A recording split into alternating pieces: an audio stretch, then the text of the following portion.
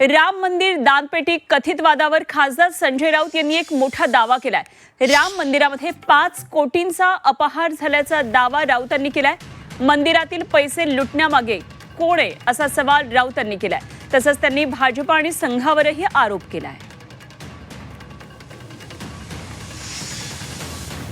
अयोध्येतल्या राम मंदिरात श्रीरामाच्या दानपेटीतून आतापर्यंत 5 कोटी रुपयाचा अपहार झाल्याची बातमी धक्कादायक आहे। 5 कोटी रुपयाचा अपहार झाला हे एक प्रकरण समोर आलं।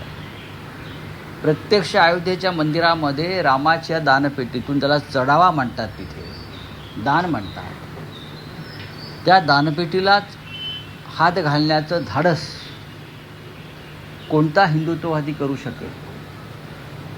तुम्ही उठसूट अतिरेक्यांपासून धोका आहे राम मंदिराला, हे अतिरेकी घुसले, ते अतिरेकी घुसले, मग हे अतिरेकी कोण आहेत? राम मंदिराची, त्या ट्रस्टची संपूर्ण व्यवस्था ही भारतीय जनता पक्ष आणि राष्ट्रीय स्वयंसेवक संघाच्या परिवाराकडे आहे। मग हे घरातले चोर आहेत का, दरोडेखोर आहेत का?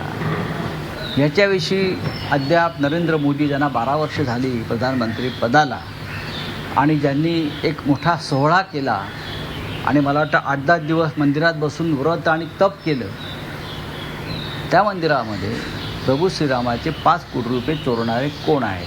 हे 100% भारतीय जनता पक्षाचेच लोक आहेत।